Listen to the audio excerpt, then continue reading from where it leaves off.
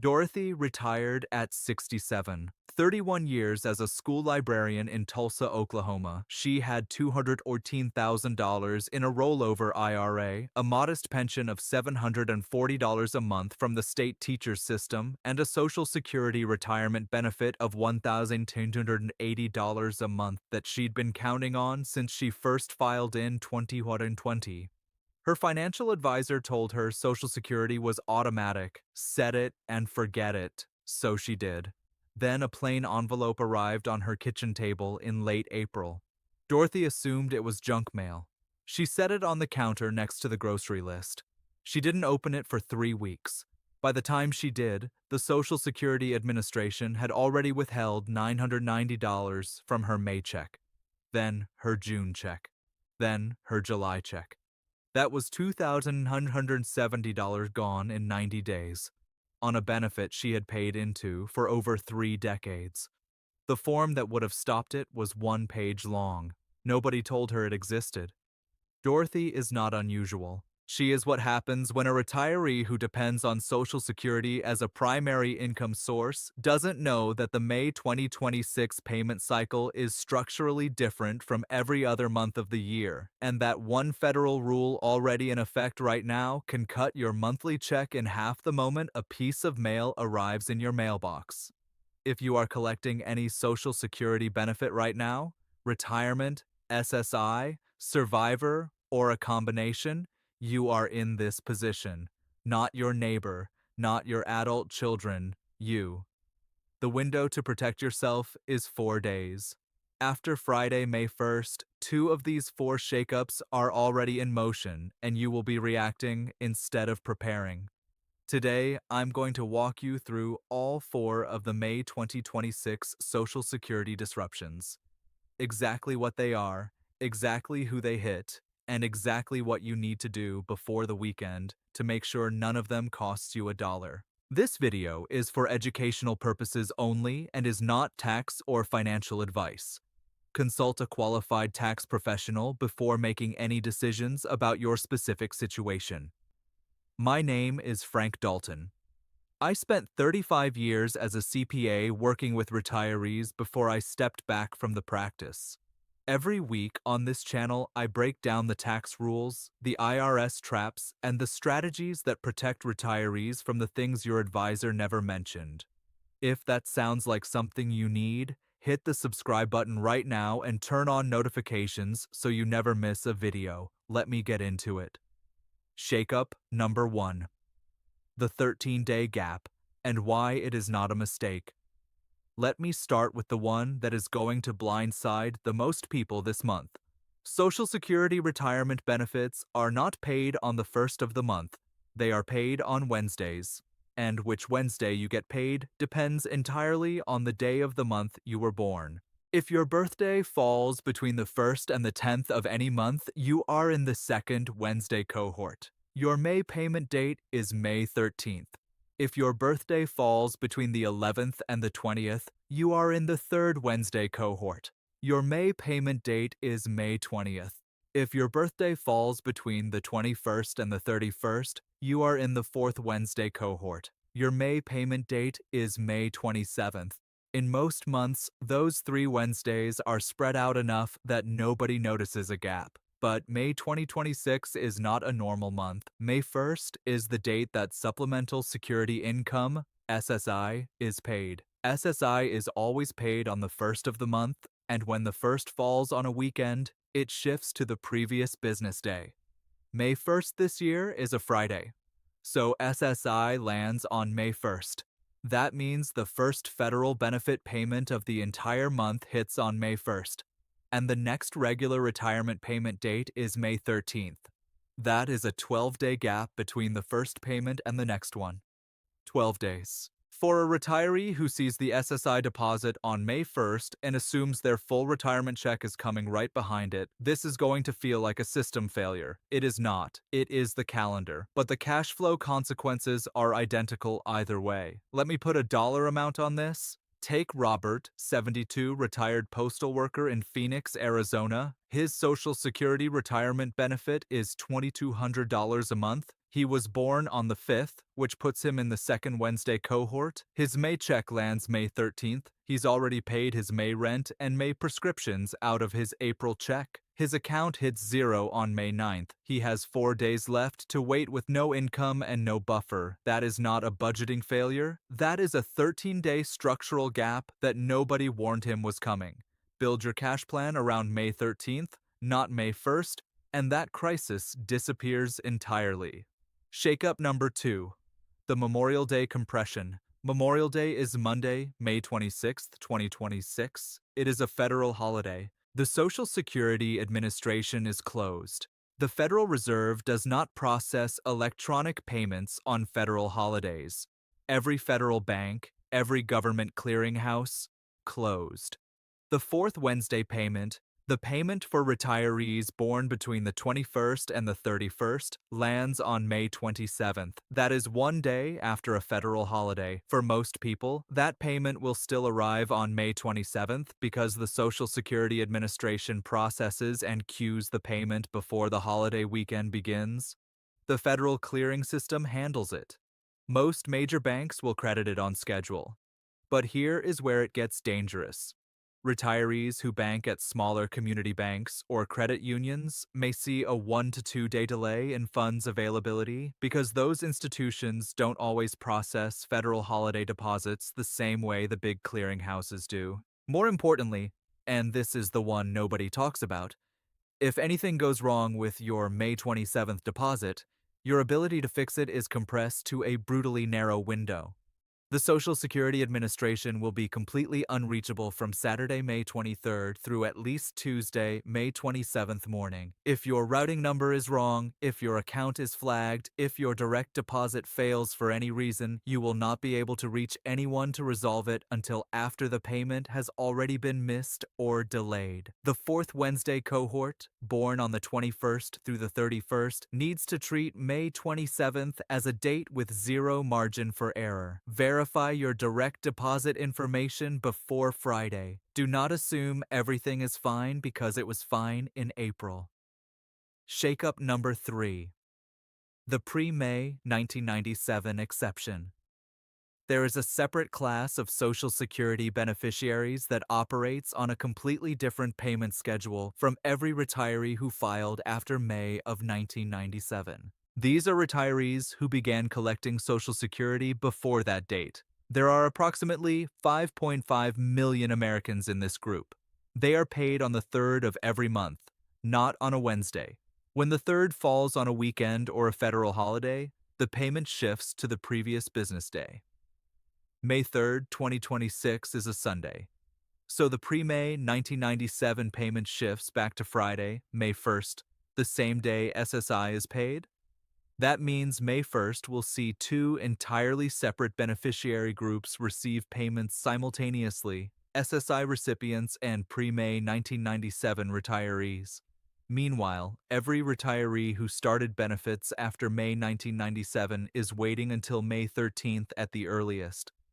If you have been collecting Social Security since before 1997, your check comes May 1st. You are in good shape on timing. If you started after 1997, understand that the May 1st deposit you may see in your account or hear neighbors talking about may not be yours. Know your cohort, know your date, and don't call the Social Security Administration to report a missing payment until you've confirmed which Wednesday you're actually scheduled for. Shakeup number 4, the 50% overpayment clawback rule. This is the one that hits hardest, and it has nothing to do with the calendar.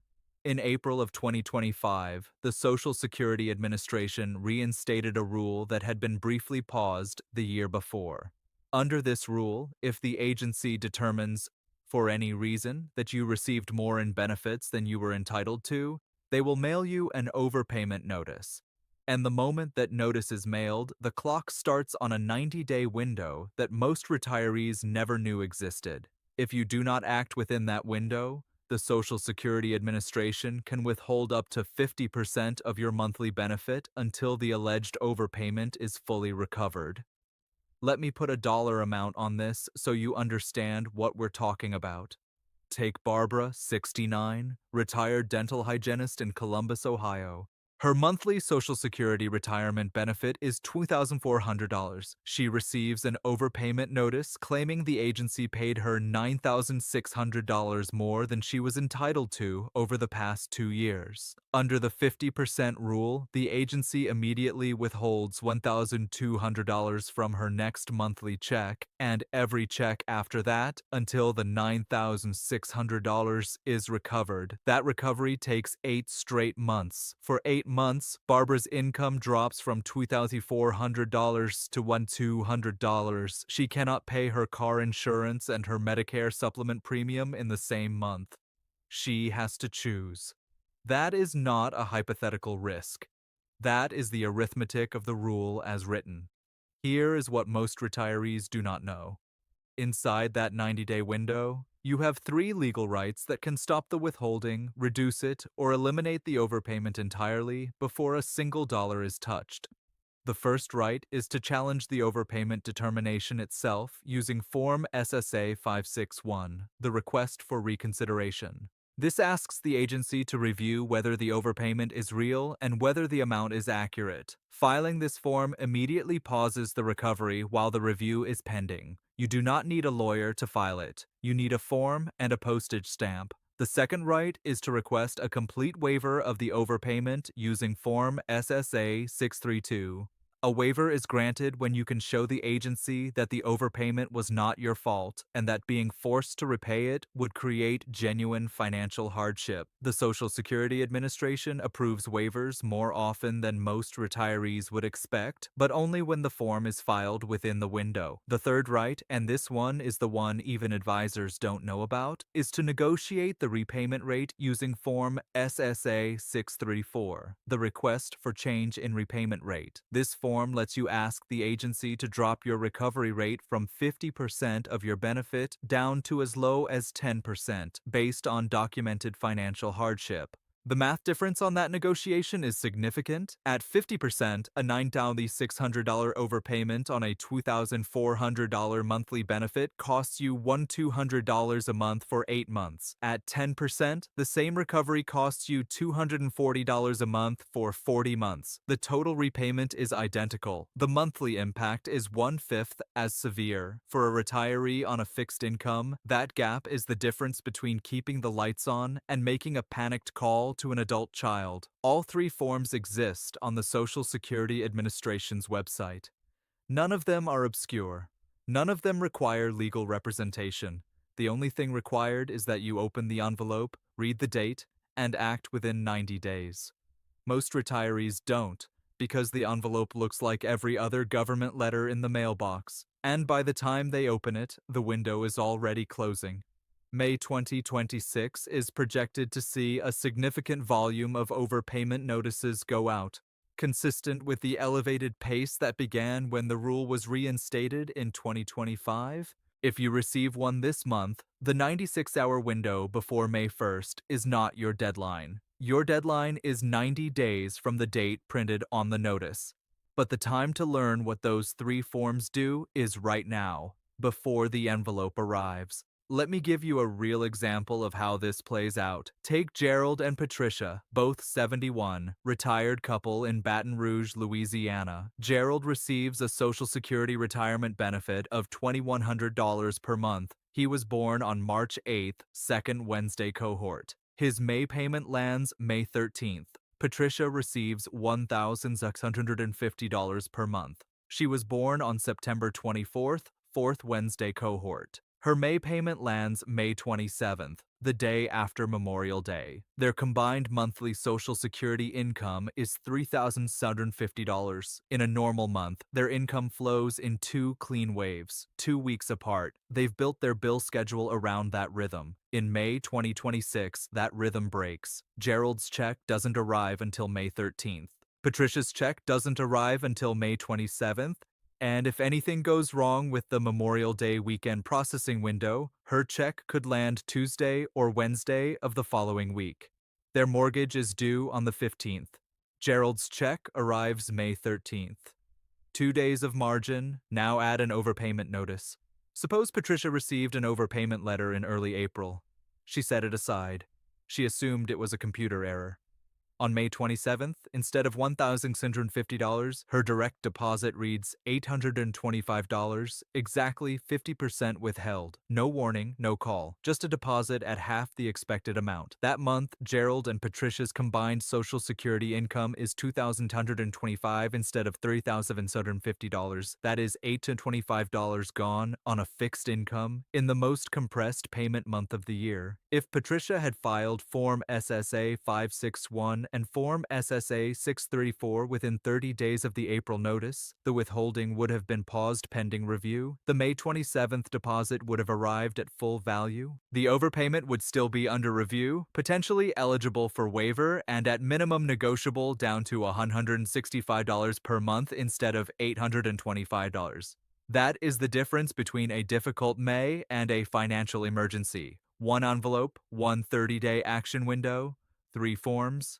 Let me bring it all together. Here are all 4 shakeups and the 5 protection moves in order. 1. The 13-day gap. SSI and pre-1997 retirees get paid May 1st. Everyone else waits until May 13th at the earliest. Plan your bills and your cash flow around your actual Wednesday cohort date, not around May 1st. 2. The Memorial Day compression.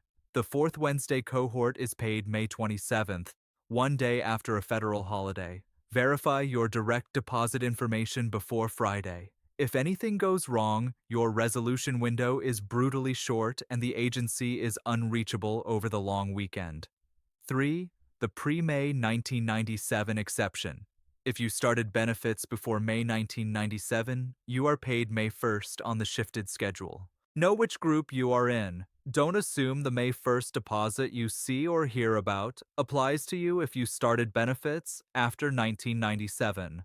4. The 50% overpayment clawback, already active. If you receive a notice, the 90-day window starts immediately. File Form SSA 561 to challenge it. File Form SSA 632 to request a waiver. File Form SSA 634 to negotiate the repayment rate down to 10%. All 3 actions are available. Almost no retiree takes them. 5. The 5 protection moves. Log into your My Social Security account at ssa.gov today and confirm your direct deposit routing number, your mailing address, and whether any alerts or flags are sitting on your account. Set up direct deposit if you haven't. Build a cash buffer of at least 1 full month of benefits in a separate account. Know your exact May payment date based on your birthday cohort. And if an overpayment envelope arrives, open it the same day it lands. 4 shakeups, 5 protection moves. Most retirees will know 0 of them by Friday morning. This is Frank Dalton. If this video helped you, hit the like button right now. It takes 1 second and it tells the algorithm to put this in front of more retirees who need to see it before May 1st, which is exactly 4 days from today. If you are not subscribed yet, hit subscribe and turn on the bell right now. The video I'm releasing next week breaks down the single most dangerous Medicare premium trap that hits retirees in the year they turn 73 dollars, and the IRS income threshold that triggers it is lower than almost anyone expects. You need to see it before open enrollment decisions lock in for 2027. If you know someone over 60 who is collecting Social Security, a sibling, a parent, a neighbor, send them this video today. Not this weekend, today. The May 1st window closes Friday morning, and every day they don't know about the 4 shakeups is a day they can't prepare for them. Drop a comment below and tell me, do you know which Wednesday cohort your birthday puts you in? I read every single one of them, and the most common situations become the next videos. I'll see you in the next one.